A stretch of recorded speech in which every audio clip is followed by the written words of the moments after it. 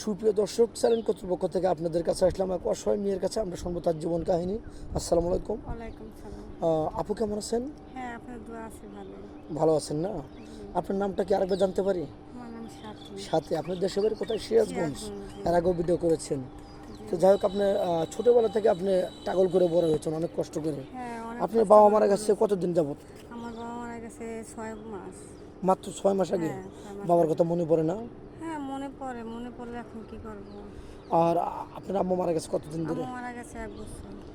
6 মাস আর 1 বছরে মাত্র এই 1 বছরের ভিতরে বাপ মা সবই হ্যাঁ, হারাইছেন। সব কিছু সেটা তো হারাইছি। একদম নিঃস্ব আপনি না? হ্যাঁ, নিশ্চয়ই। এর তাহলে সাথে আরও আছে আমার কাহিনী। আমার ভাই বোনটাও মারা গেছে।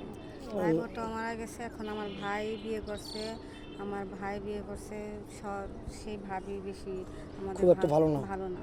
সে এখন আপনি আছেন হচ্ছে আপনার মামার কাছে। হ্যাঁ, আমার মামার কাছে মানুষ আছে। হচ্ছেন, এই তো? জি। এখন আপনাকে কি মামা ঠিক মতো দেখাশোনা করে নাকি খুব খারাপ আচরণ মামা করে? একটু ভালো জানে, কারণ সে তার যেই হোক ভাগ্নি তো আমি, কিন্তু মামি ততটা ভালো জানে না। সে খাইতে খোঁটা দেয়, বইতে খোঁটা দেয়।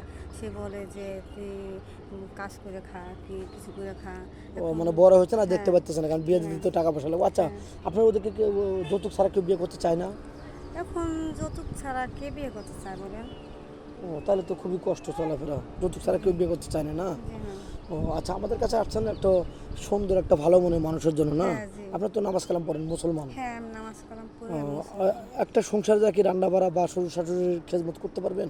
হ্যাঁ, আমি চাই যে আমি যদি আমার মনের মতো কেউ স্বামী পায়, তার বাবা মাকে আমি খেদমত করতে চাই, ভালো জানতে চাই, ভালোবাসতে চাই। তার বাবা মা, আমার বাবা মাই ভাববো, কারণ আমার তো বাবা মা নাই। আমি তার বাবা মাকে নিজের বাবা মা ভাববো। আচ্ছা, আরেকটা কথা, অনেক প্রবাসী ভাই আছে তার অর্থ সম্পদ একটা বাচ্চা রেখে তার ওয়াইফ নিয়ে চলে গেছে, তার বাচ্চাটা তার কাছে দিয়ে গেছে। এখন ওরকম মেন হলে কি আপনি চলবে কি না? হ্যাঁ, চলবে, সমস্যা নাই। কারণ আমি ভাববো যে তার ছেলে মানে আমার ছেলে, আমি তাকে ভালোবাসবো, মায়ের আদর দেবো। কারণ আমি ছোটোকালে আমি আমার মা বাবা হারাইছি। আমি এই জন্য বুঝতে পারি যে মা বাবা হারানো কতটা বেদনা। ও, বুঝতে পারছি। যে যাই হোক, আপনার কি ফোন আছে আদৌ? না, আমার ফোন এখনো ফোন কিনেনি না? না, তা আপনি খারাপ লাগে না যে আপনি বান্ধবীর ফোন আছে, আপনি পাড়া প্রতিবেশী ফোন নারে খারাপ লাগে। আপনি এখন নাড়তে দেওয়ার মতো নাড়তে তো পারেন না, কেউ ইউজ করতে নাই, পারেন না? আমার কেউ দেওয়ার মতো নাই। এই জন্য আমি ও, এইভাবে আফসোস চলতেছেন করি না, নাকি? এইভাবে চলতেছে।